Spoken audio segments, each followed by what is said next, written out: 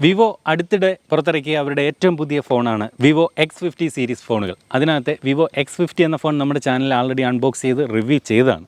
എന്നാൽ ഇന്ന് അതിൽ നിന്നും വലിയ X50 സീരീസിലെ ഏറ്റവും പ്രോ സ്മാർട്ട് ഫോണായിട്ടുള്ള വിവോ X50 Pro എന്ന സ്മാർട്ട് ഫോണിൻ്റെ വിശേഷങ്ങളാണ് നമ്മളിന്ന് ഈ വീഡിയോയിലൂടെ പരിശോധിക്കുന്നത്. ഈ ഒരു സ്മാർട്ട് ഫോണിന് ഒരു പ്രത്യേകതയുണ്ട്. അതായത് നമുക്കറിയാം, സ്മാർട്ട് ഫോണുകളുടെ ക്യാമറ ഉപയോഗിച്ചുകൊണ്ട് വീഡിയോ ഷൂട്ട് ചെയ്യുമ്പോൾ ആദ്യം ഷേക്കൊന്നും ഇല്ലാതിരിക്കാൻ വേണ്ടി നമ്മൾ സാധാരണ ജിമ്പലുകൾ ഉപയോഗിച്ച് ആ ജിമ്പലിൽ ഫോണുകളും അതുപോലെ സാധാരണ DSLR ക്യാമറയൊക്കെ ഉപയോഗിച്ചുകൊണ്ട് ഷേക്ക് ഇല്ലാതെ സ്റ്റെബിലൈസ്ഡ് ആയിട്ടുള്ള വീഡിയോകൾ ഷൂട്ട് ചെയ്യാൻ നമ്മൾ ജിമ്പലുകൾ ഉപയോഗിക്കാറുണ്ട്. എന്നാൽ ഈ X50 എന്ന സ്മാർട്ട് ഫോണിൻ്റെ ഏറ്റവും വലിയൊരു പ്രത്യേകത എന്ന് പറയുന്നത്, ഇന്ന് വരെ ലോകത്തിറങ്ങിയ എല്ലാ സ്മാർട്ട് ഫോണുകളിലും വെച്ച് ഇത്തരത്തിൽ ജിംബൽ എന്ന സംവിധാനം ഈ ഒരു ഫോണിൻ്റെ ക്യാമറയിൽ ഇൻബിൽറ്റായിട്ട് ഈ ഒരു ഫോണിനുള്ളിൽ തന്നെ നൽകിയിരിക്കുന്നു എന്നുള്ളതാണ്. ചുരുക്കി പറഞ്ഞാൽ ജിംബൽ ക്യാമറ സിസ്റ്റമുള്ള ലോകത്തെ ആദ്യ സ്മാർട്ട് ഫോൺ അതാണ് വിവോ X50 Pro. എനിവേ, അധികം പറഞ്ഞ് ദീർഘിപ്പിക്കാതെ നമുക്ക് വിവോ X50 Pro എന്ന സ്മാർട്ട് ഫോൺ അൺബോക്സ് ചെയ്ത് എന്തൊക്കെയാണ് ഈ ഒരു ഫോണിൻ്റെ വിശേഷങ്ങളെന്ന് പരിശോധിക്കാം. അപ്പോൾ ഈ ഒരു ഫോണിൻ്റെ ബോക്സിൻ്റെ മുകളിൽ ഇതുപോലെ X50 Pro എന്ന് എഴുതിയിട്ടുണ്ട്, അതുപോലെ താഴെ 5G എന്ന് എഴുതിയിട്ടുണ്ട്. ഈ ഒരു ഫോൺ 5G എനേബിൾഡ് ആയിട്ടുള്ള ഫോണാണ്. എന്നാൽ വിവോയുടെ X50 എന്ന ഇതിൻ്റെ കൂടെയുള്ള ലൈറ്റർ വെർഷൻ അത് 4G മാത്രമായിരുന്നു. ഫോണിൻ്റെ ബാക്ക് സൈഡിൽ ഇതുപോലെ വിവോ എന്നും മെയ്ഡ് ഇൻ ഇന്ത്യ എന്നും എഴുതിയിട്ടുണ്ട്. ആൽഫ ഗ്രേ എന്ന കളർ വേരിയൻറ്റിൽ പെടുന്നതാണെന്നും 8GB RAM 256GB internal memory variant ആണെന്നും ഇവിടെ കൊടുത്തിട്ടുണ്ട്. ഇവിടെ സാർ വാല്യൂ അറിയേണ്ടവർക്കായിട്ട് 0.706 ഹെഡിനും 0.449 ബോഡിക്കും ഉണ്ട് എന്ന് എഴുതിയിട്ടുണ്ട്. എനിവേ, നമുക്ക് അൺബോക്സ് ചെയ്യാം. അപ്പോൾ ഇതേ ഇരിക്കുന്നു നമ്മുടെ സ്മാർട്ട് ഫോൺ. ഇവിടെയും Vivo X50 Pro photography redefined എന്ന് എഴുതിയിട്ടുണ്ട്. അപ്പോൾ നമുക്ക് സ്മാർട്ട് ഫോണിലേക്ക് വരാം. ബാക്കി ഈ ഒരു ബോക്സിനോടൊപ്പം എന്തൊക്കെയുണ്ടെന്ന് നോക്കാം. സിം ഇജക്ടർ പിൻ, ഡോക്യുമെൻറ്റേഷൻ പേപ്പറുകൾ, മനോഹരമായിട്ടുള്ള ഒരു ബാക്ക് കേസ്, ക്വാളിറ്റി ഉണ്ട്. അപ്പോൾ ബോക്സിനോടൊപ്പം ഇതുപോലെ ഒരു ഹെഡ്സെറ്റ് കൊടുത്തിട്ടുണ്ട്. 3.5 mm ഓഡിയോ ജാക്കുള്ള ഹെഡ്സെറ്റാണ്. ഓർക്കുക, ഈ ഒരു ഫോണിനകത്ത് 3.5 mm ഓഡിയോ ജാക്ക് ഇല്ല. പക്ഷേ ഇതിനോടൊപ്പം തന്നെ Type-C to 3.5 mm കണക്ടർ കൊടുത്തിട്ടുണ്ട്. അതുകൊണ്ട് തന്നെ നമുക്ക് സാധാരണ ഹെഡ്സെറ്റുകൾ ഈ കണക്ടർ കൂടെ കണക്ട് ചെയ്തുകൊണ്ട് നമുക്ക് ഉപയോഗിക്കാനാകും. ഹെഡ്സെറ്റിന് വേണ്ടിയിട്ടുള്ള അഡീഷണൽ ആയിട്ടുള്ള ഇയർബഡുകൾ നൽകിയിട്ടുണ്ട്.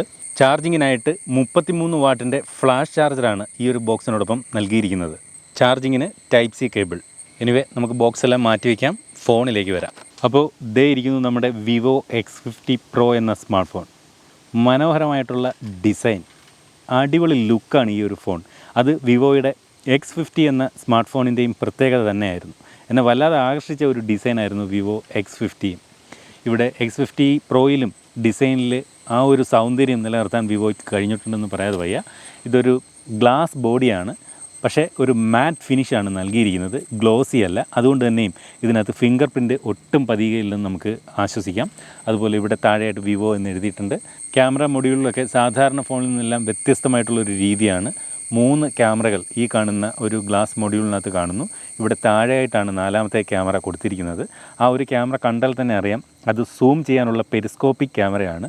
അതുപോലെ ഇവിടെ LED ഫ്ലാഷ് ലൈറ്റുകളും കൊടുത്തിട്ടുണ്ട്. നല്ല ഒരു ഗ്രേഡിയൻറ്റ് കളർ ഫീൽ നമുക്ക് ഈ ഒരു ഫോണിൻ്റെ ബാക്കിൽ നിന്ന് ഫീൽ ചെയ്യുന്നുണ്ട്. വളരെ തിന്നായിട്ടുള്ള ഒരു സ്മാർട്ട് ഫോൺ തന്നെയാണ് വിവോ X50 Pro എന്ന് പറയേണ്ടി വരും. വെറും 8.1 mm മാത്രമാണ് ഈ ഒരു ഫോണിൻ്റെ തിക്നെസ്. ഈ ഒരു ഫോൺ വളരെ ലൈറ്റ് വെയ്റ്റ് ആണ്. വെറും 181.5 ഗ്രാം ഭാരം മാത്രമേ ഉള്ളൂ ഈ ഒരു ഫോണിന്.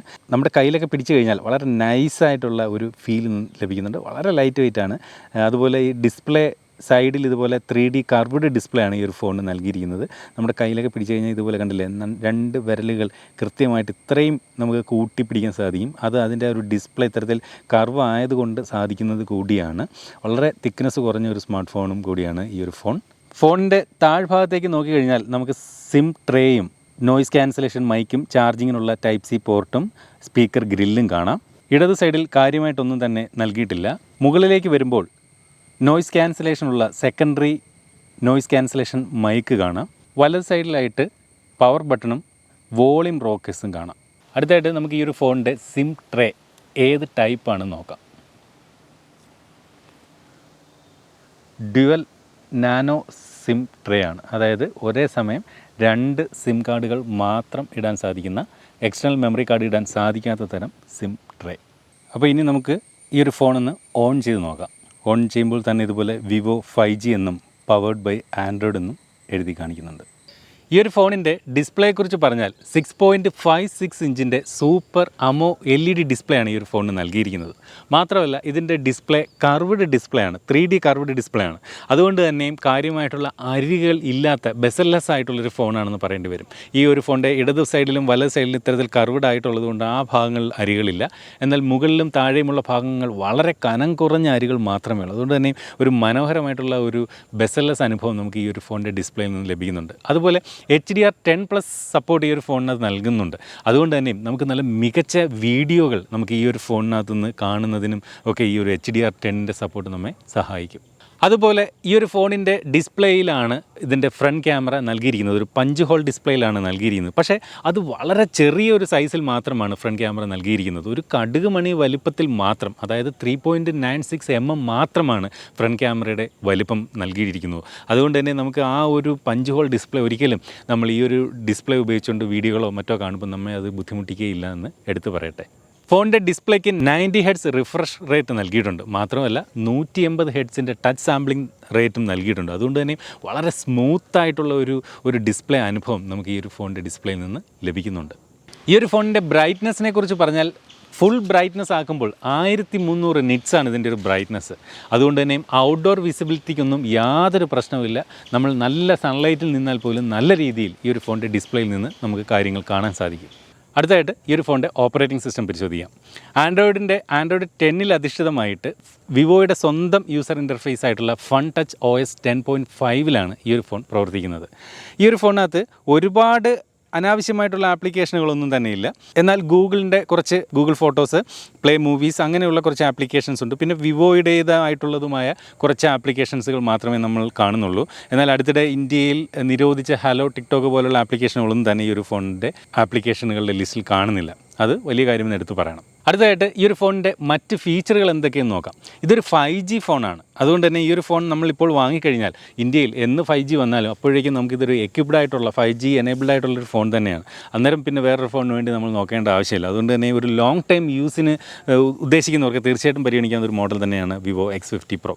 ഈ ഒരു ഫോണിനകത്ത് ബ്ലൂടൂത്ത് വെർഷൻ 5.1 ആണ് സപ്പോർട്ട് ചെയ്തിരിക്കുന്നത്. അതുപോലെ ഡുവൽ 4G സപ്പോർട്ടുണ്ട്. അതായത് നമ്മൾ 4G സിം ആണ് ഉപയോഗിക്കുന്നതെങ്കിൽ 2 സിം സ്ലോട്ടിലും നമുക്ക് 4G സിം കാർഡുകൾ ഒരേ സമയം ഉപയോഗിക്കാൻ സാധിക്കുകയും ചെയ്യും. അതുപോലെ വൈഡ് വൈൻ L1 സപ്പോർട്ട് ഈ ഒരു ഫോൺ നൽകുന്നുണ്ട്. അതുകൊണ്ട് തന്നെ നമുക്ക് ഓൺലൈൻ സ്ട്രീമിംഗ് പ്ലാറ്റ്ഫോമുകളായിട്ടുള്ള നെറ്റ്ഫ്ലിക്സ് പോലെയുള്ള ആപ്ലിക്കേഷനുകളിൽ നിന്നും നമുക്ക് HD കണ്ടൻറ്റുകൾ നല്ല രീതിയിൽ ഈ ഒരു ഫോണിനകത്ത് ആസ്വദിക്കാൻ സാധിക്കും. ക്യാമറ ടു API സപ്പോർട്ട് നൽകിയിട്ടുണ്ട്. അതുകൊണ്ട് തന്നെയും നമുക്ക് ഈ ഒരു ഫോണിനകത്തുള്ള ഡിഫോൾട്ട് ക്യാമറ ആപ്ലിക്കേഷൻ മാറ്റി വേണമെങ്കിൽ ഗൂഗിൾ ക്യാമറ ആപ്ലിക്കേഷൻ നമുക്ക് ഇൻസ്റ്റാൾ ചെയ്ത് കുറച്ചുകൂടെ മികച്ച ഫോട്ടോകൾ എടുക്കാൻ ഈ ഒരു ഫോണിനകത്ത് സാധിക്കും. മൊബൈൽ സിഗ്നൽ തീരെ ഇല്ലാത്ത സ്ഥലത്ത് പോലും വൈഫൈ കണക്ടിവിറ്റി ഉണ്ടെങ്കിൽ അത് ഉപയോഗിച്ചുകൊണ്ട് നമ്മുടെ നമ്പർ ഉപയോഗിച്ചുകൊണ്ട് തന്നെ കോൾ ചെയ്യാനുള്ള വൈഫൈ എന്ന ഫീച്ചറും ഈ ഒരു ഫോൺ സപ്പോർട്ട് ചെയ്യുന്നുണ്ട്. അടുത്തതായിട്ട് ഈ ഒരു ഫോണിൻ്റെ ഓഡിയോ വീഡിയോ ക്വാളിറ്റി നമുക്കൊന്ന് ചെക്ക് ചെയ്യാം. ആദ്യം ഓഡിയോ ക്വാളിറ്റി.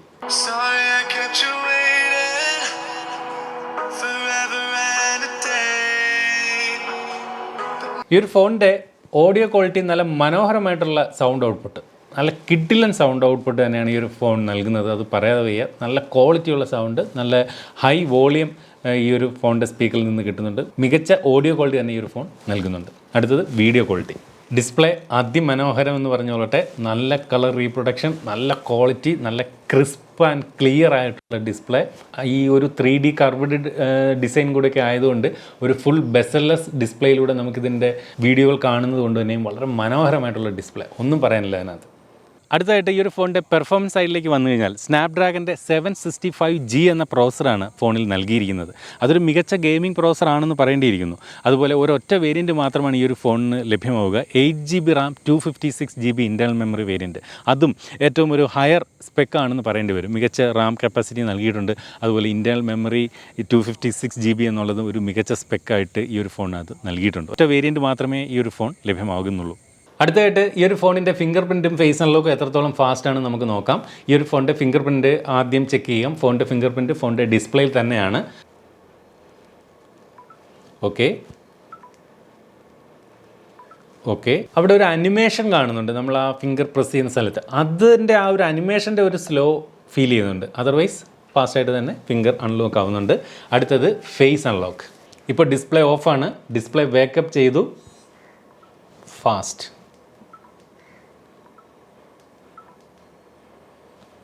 ഫേസ് അൺലോക്ക് നല്ല ലൈറ്റ്നിങ് ഫാസ്റ്റ്, ജസ്റ്റ് ഫേസിൻ്റെ അടുത്തോട്ട് വരുമ്പോൾ തന്നെ അൺലോക്ക് ആവുന്നുണ്ട്. അപ്പോൾ ഫിംഗർ പ്രിൻറ്റിൻ്റെ ആ ഒരു ഗ്രാഫിക്സ് ആണ് അവിടുത്തെ ഒരു പ്രശ്നം സ്ലോ ആക്കുന്നത്.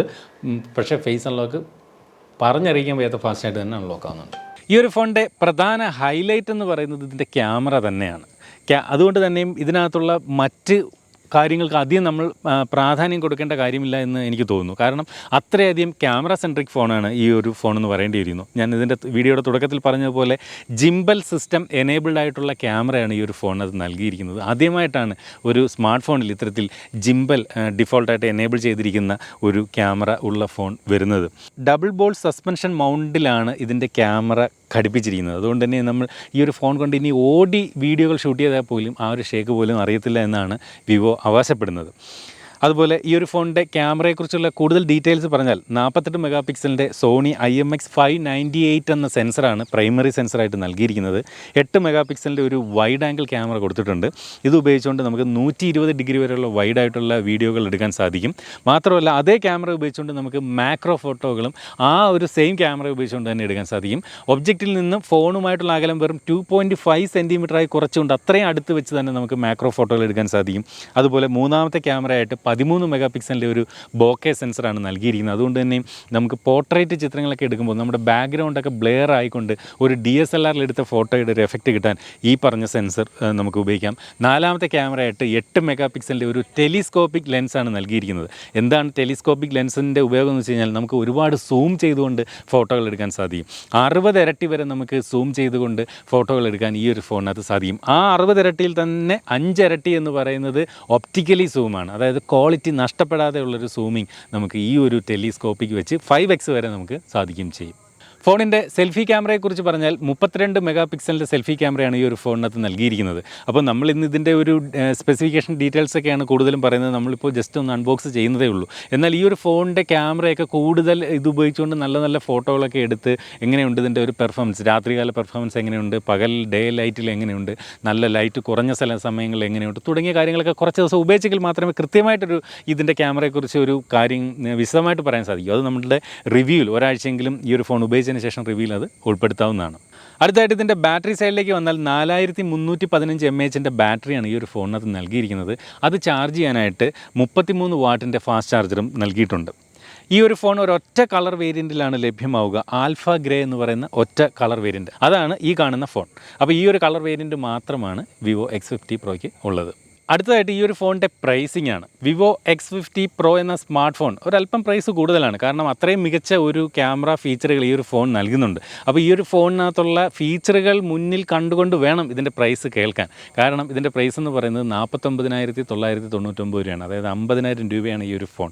അപ്പോൾ ഒരു സാധാരണക്കാരന് കൊക്കിൽ ഒതുങ്ങുന്ന ഒരു സ്മാർട്ട് ഫോൺ അല്ല ഇത്. പക്ഷേ 1,00,000 രൂപയും അതിൽ പുറത്തുമൊക്കെ പൈസ കൊടുത്തുകൊണ്ട് ഐഫോൺ പോലെയുള്ള കൂടിയ സ്മാർട്ട് ഫോണുകൾ വാങ്ങുന്നവർക്ക് 50,000 രൂപയ്ക്ക് ഈ ഒരു ഫോൺ വാങ്ങുമെന്ന് പറയുന്നത് വലിയ കാര്യമാണെന്ന് എനിക്ക് തോന്നുന്നു. കാരണം അത്രയും മികച്ച ക്യാമറയ്ക്ക് ഇമ്പോർട്ടൻസ് ഈ ഒരു ഫോണിന് അത് നൽകിയിട്ടുണ്ട്. പ്രത്യേകിച്ച് മൊബൈൽ ക്യാമറ ഉപയോഗിച്ചുകൊണ്ട് വീഡിയോ ഒക്കെ ഷൂട്ട് ചെയ്തുകൊണ്ട് വ്ളോഗ് ചെയ്യുന്നവർക്കൊക്കെ തീർച്ചയായിട്ടും പരിഗണിക്കാവുന്ന ഒരു മോഡൽ തന്നെയാണ് Vivo X50 Pro. മാത്രമല്ല മികച്ച ഡിസൈൻ ഈ ഒരു ഫോൺ നൽകുന്നുണ്ട്, മികച്ച ഡിസ്പ്ലേ നൽകുന്നുണ്ട്. ഇതിൻ്റെ പ്രോസസ്സർ ഇന്നിറങ്ങുന്ന ചില സ്മാർട്ട് ഫോണുകളെ പോലെ ഒരു ഹൈ എൻഡ് പ്രോസസ്സർ അല്ല എന്നുള്ളത് മാത്രമാണ് എനിക്ക് ഈ ഒരു ഫോണിനകത്ത് കണ്ട ഒരു കുറവ്.